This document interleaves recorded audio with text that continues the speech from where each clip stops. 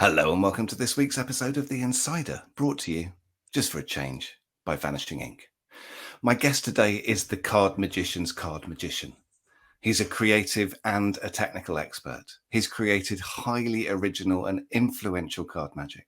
From his earliest books like Modus Operandi and the Expert's Portfolio, he showed us just how strong gambling and magic material could be.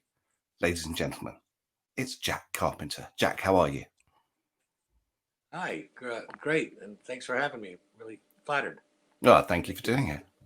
Now, I understand we've got your mother's possibly tall tales of a card shark to thank for getting you where we are today. Tell us about that story. That's interesting. You brought that up. I must have discussed that some lecture or something. I'm surprised you know. Yes, it's absolutely true. I was probably 12, 13, and my mother used to. She'd tell us when she lived in. She used to live in Biloxi, Mississippi, and she told me this story of this card shark she met. He was amazing. He could, he could pick up all the hands. Remember where all the aces were, and then shuffle, and then deal all the aces out of the middle. Years later, of course, I realized that she probably watched Lorraine's poker deal, but that's what got me. Yeah.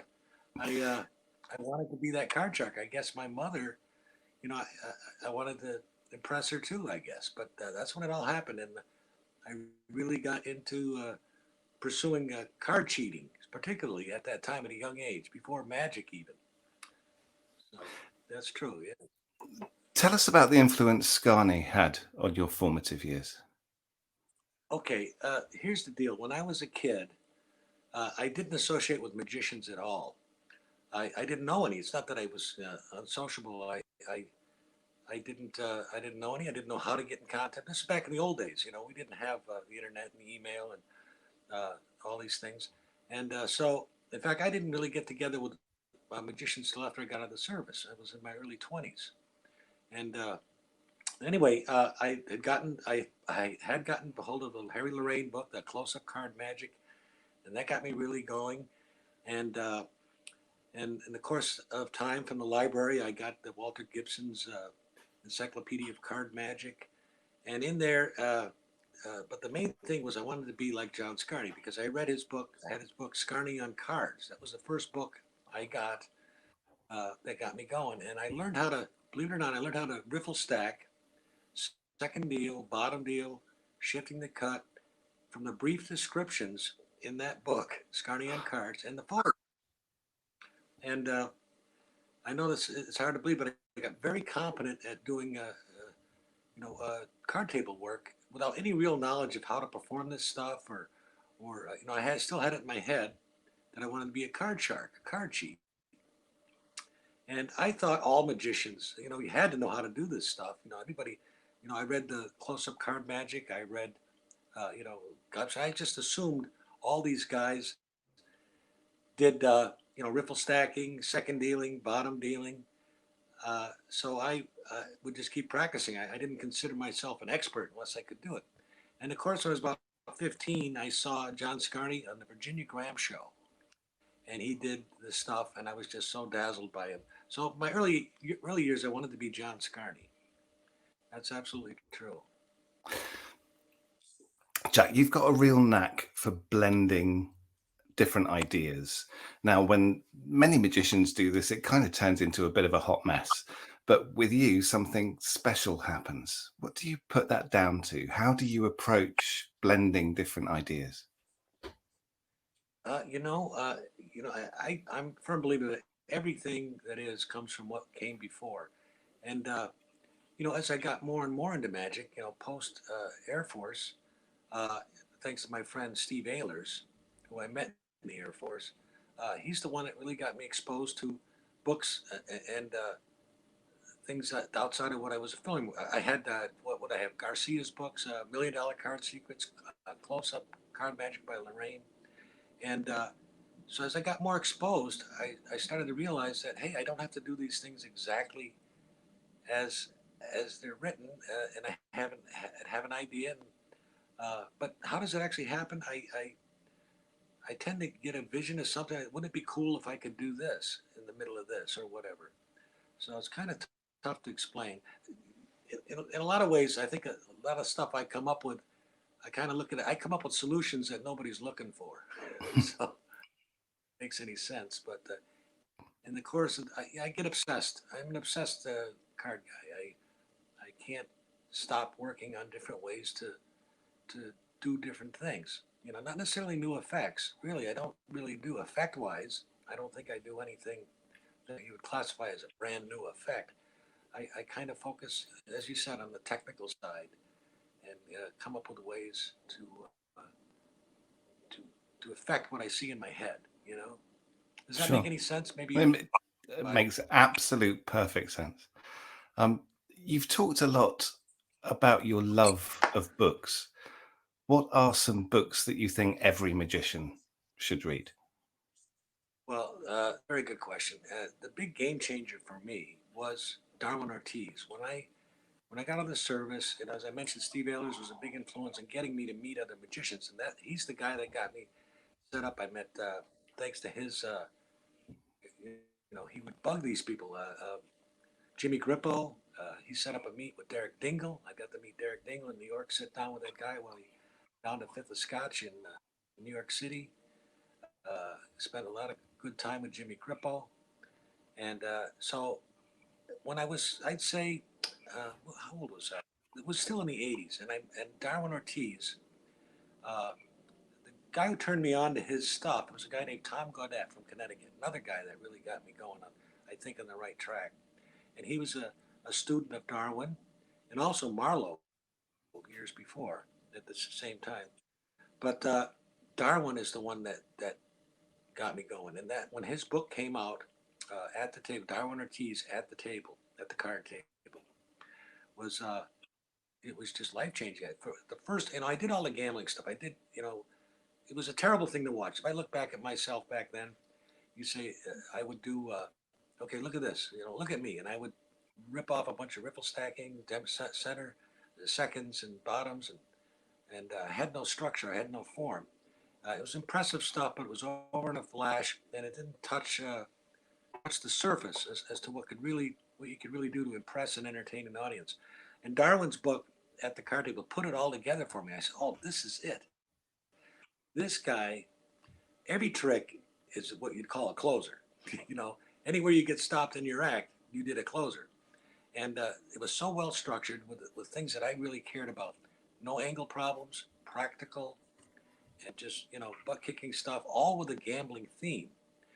Even the card tricks that still have a gambling sense. And that book changed my life and direction on how to create routines. Because I still love the gambling effects. To me, it still makes the most sense to me. Because if you're going to do like I do and many others, pretty much just card tricks. Uh, let's face it, if you could do real magic, why would you be fiddling with cards? Well, when you're doing a gambling trick, well, it makes total sense why you got so good with cards. And that's what Darwin had. It was not a demonstration of magic. It was a demonstration of a extremely skilled card man that could take your life at the card table if you wanted to. And so that was probably one of probably the biggest book that affected me was at the card table. I know it was a big rant and all, but that's the truth.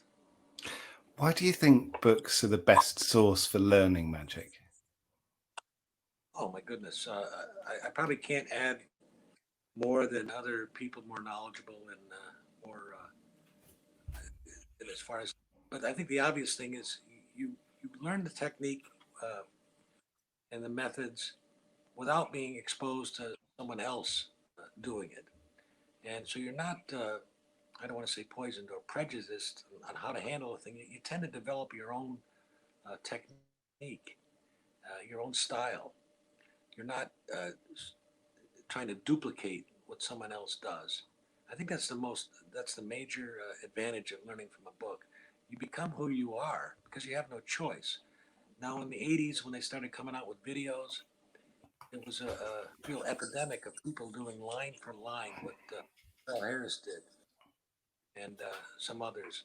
Uh, and they never got a chance. It's not their fault, but once you see it done and they did it well and it impressed you, you're gonna copy what they do.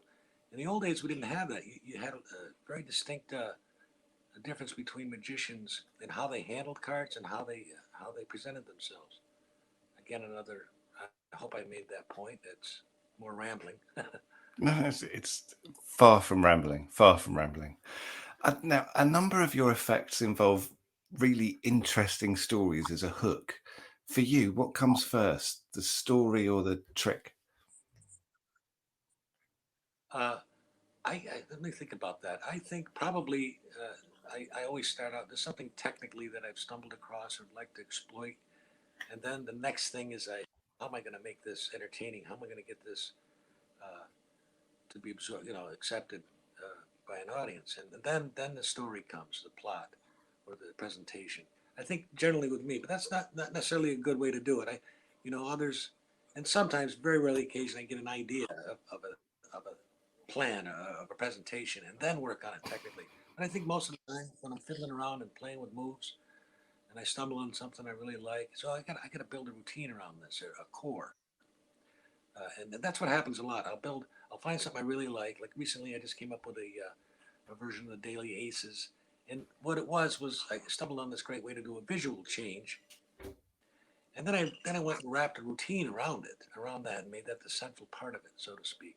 But yeah, I think I tend to start with the method, and I'm not advocating that as a good thing. It's just the way I'm wired. I think. Why did you always? Why did you choose to always work with a regular deck of cards? Oh, that's a good point. Well, first of all, I was impressed by, as I mentioned, Darwin. Uh, I think maybe what is it, 1/10 of 1% of Darwin's work will use a gaff or even a duplicate card. To me, even if you're going to have a duplicate card, you've got to have a darn good reason for it. Uh, I was impressed. All my heroes, they pretty much could do miracles with an ordinary deck of cards. From Jennings to Darwin to even Harry Lorraine made his living with an ordinary pack of playing cards. He was a big influence on me as far as when I was a kid. The structure of the routine and how and you could entertain. To me, it was almost like why bother with any gimmicks or duplicates when there's so much you can do without them, and then you don't have the stress of getting caught with these things, and because there's so much you can do, it's just not worth it to me. I mean, you're all aware of the things that are out there. There's very few things that I think are worth using a gimmick card. There are, oh, definitely are, but I don't do them. Maybe I'm lazy. I just don't. I just want to carry that regular deck of cards, and I can go at any moment.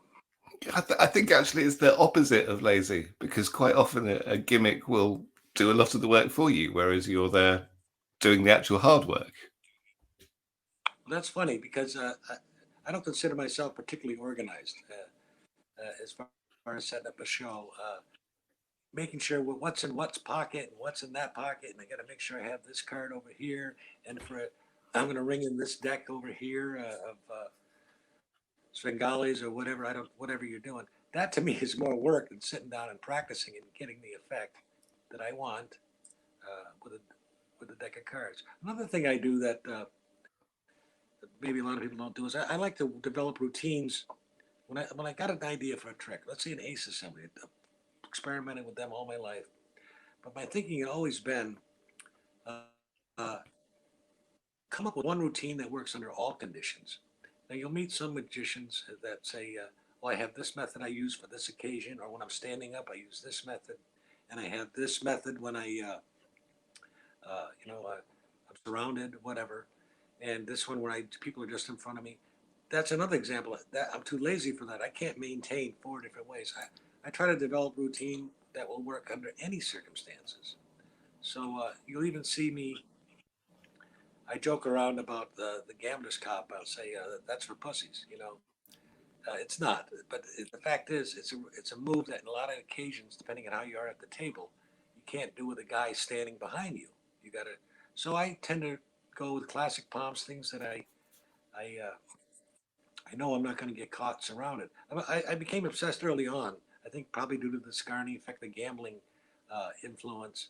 you got to be able to do this. And for instance, the truth is with card cheating, it's not the guys at the table you're so much concerned about. It's the eye in the sky and the kibitzers, gathering around. Those are the guys that got the good angles.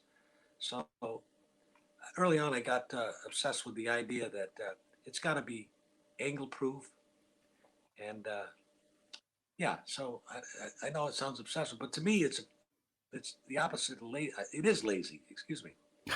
So again, more. Um, your YouTube channel is the most wonderful and amazing resource. I don't know if you realize, but you posted your first video there 11 years ago. How and why did you get into sharing your material and ideas on YouTube? Well, the truth is, I don't promote that channel. I don't do all the stuff that people do to get high subscriber rates. Because originally I was set up to get paid for it and all that, but it wasn't my goal to make money on YouTube.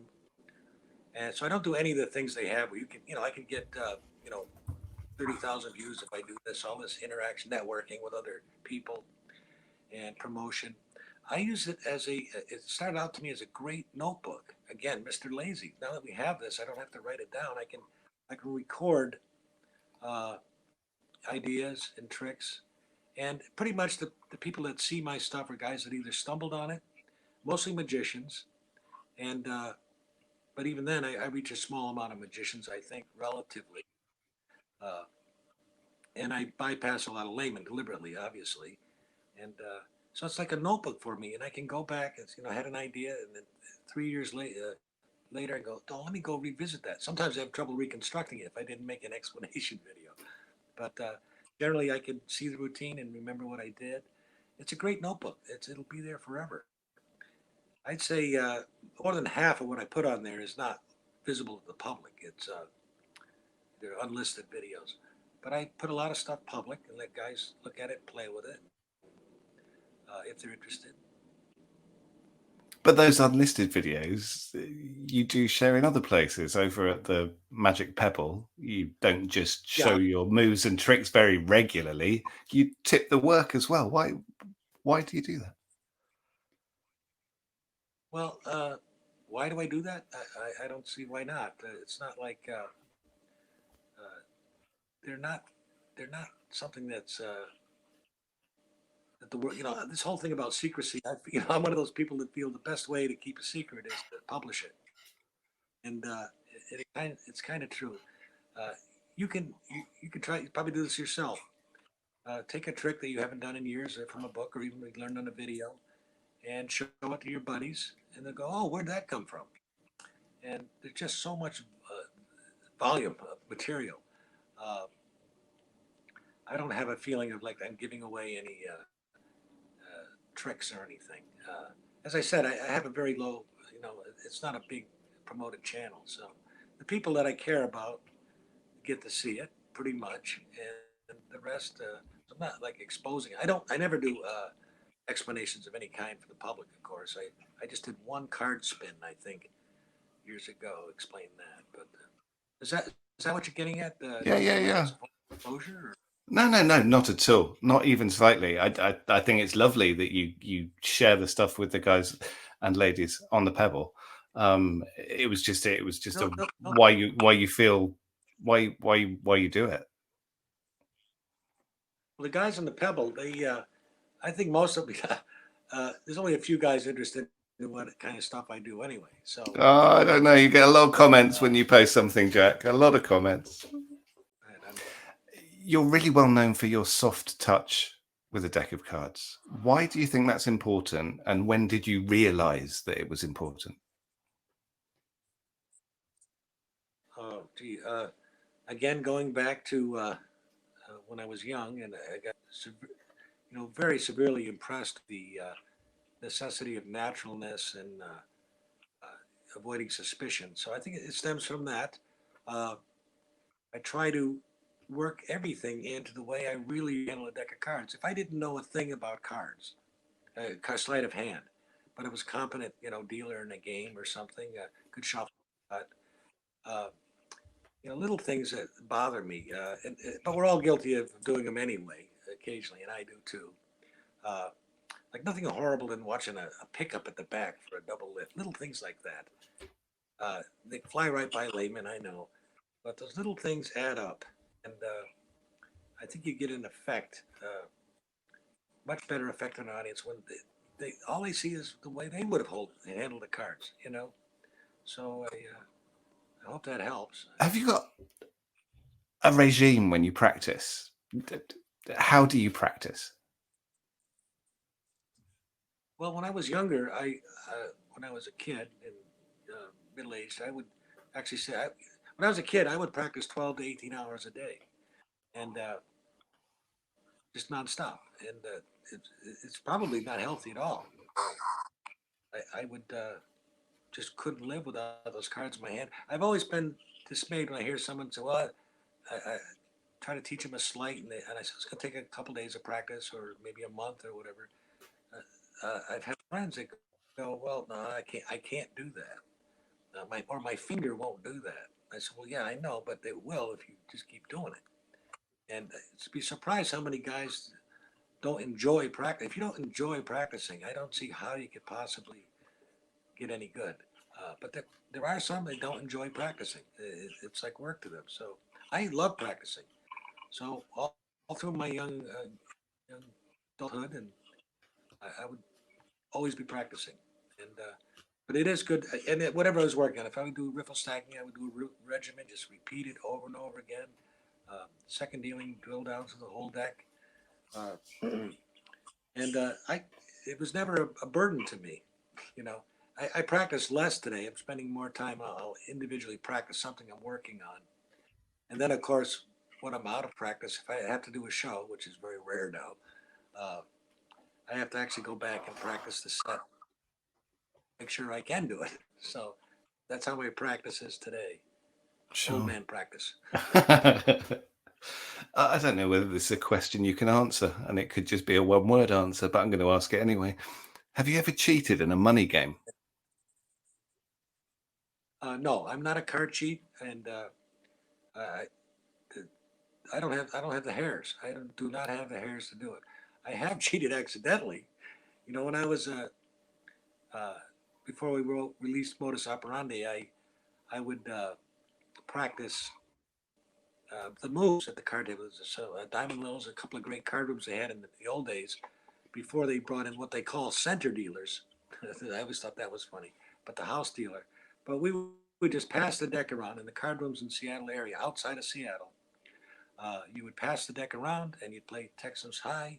You'd play. You might play Pineapple. You might have two or three games they allowed. Omaha, and you'd pass the deck. You'd pass the chip along, and you'd shuffle. So I would practice a lot of moves without knowing the identity. I would do riffle stacking. I'll fall shuffling, second dealing, the whole shebang.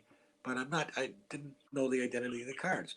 In fact, I took Stephen Hobbs. This is a good story. I took Stephen Hobbs with me one day when he was writing the first book, and he wanted to see how the card room action really was. And I took him down to Diamond Lil's, and they had like 5 or 6 tables right next to the bar.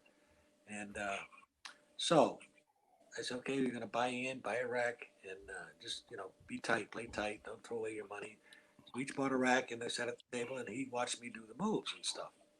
So after, and I said, yeah, this stuff can be done. So afterwards, not after being there a while, I look over at Steve, and he was wearing one of those white dress, like a shirt like this, one of those ones that's kind of white shirt, but it's kind of almost translucent. That's not thick. Well, in his pocket, he had an ace of hearts. He didn't have a jacket on. So here, all this whole time we're doing this thing, he had an ace of hearts in his upper, front shirt pocket with the ace. You could see it through the pocket. And I'm looking at it going, holy cow. And I just started, we've been here for an hour and a half or whatever. And these guys, they had to see this ace of hearts. And he was kind of off to my side. So I didn't, until I turned around and looked at him, I didn't see it. So the whole time they must have been seeing that ace. And I think they must have been thinking, well, it's a free country. He can have an ace in his pocket, but it better stay there. So we got out of the car room and said, Steve, look what you got in your pocket. That's not good good protocol. Wonder if the dealers were trying to figure out how he was going to ring it in from a breast pocket into the game. Who are some magicians that you'd wished that you'd had the opportunity to see perform? Yes. Yeah, well, obviously, I've seen Guy Vernon. I've never sat down with the man. In fact, I remember when Steve and I, 1979, it was the night John Wayne died. We went to the castle. We're gonna hook up with Vernon if he's there, and he was there. We go in. He's at the bar, and just then everybody, I'm getting ready to go over to him, and I thank God I never did sit down because he would have been dismayed at me. He probably would have, because the way I worked, it was boom, boom, boom, look at me, shuffle, shuffle, shuffle, false dealing, stacking, that kind of stuff. No entertainment value outside of showing off, I think, in those days. And so it's kind of a good thing he didn't see me. He probably would have let me have it. But the guys, they all got up, and it was his birthday. They took him out for dinner. And I remember, I said, "Where you going?" They're going. He walked by me. Steve and I are looking at him. But no, I never sat down with Vernon or had any connection with him. Jack, it's dreadful, but we're just about out of time. But we always end the show on 4 quick-fire questions. Are you ready? Oh, I don't know. We'll see about that. Okay. Favorite pizza I'm topping? ready. Favorite pizza topping? Oh, I guess it's pepperoni. It's a popular Let's choice. say hamburger. No, I like the hamburger. Or something. Hamburger. You're a crazy cat, Jack. Favorite movie? Crazy. Wildly crazy guy, yeah. Favorite movie? Godfather, #1. Favorite person or people that make music? Oh my goodness. Mm. That's a tough one because there's so much I like. I have I love a lot of, I love the old country music. I'm sorry to say. I love Stevie Ray Vaughan, blues. Pick one. Stevie Ray Vaughan. If I had to, okay. I just love that guy. And finally, who would you rather fight? One massive Andy Gladwin or 100 tiny Joshua Jays?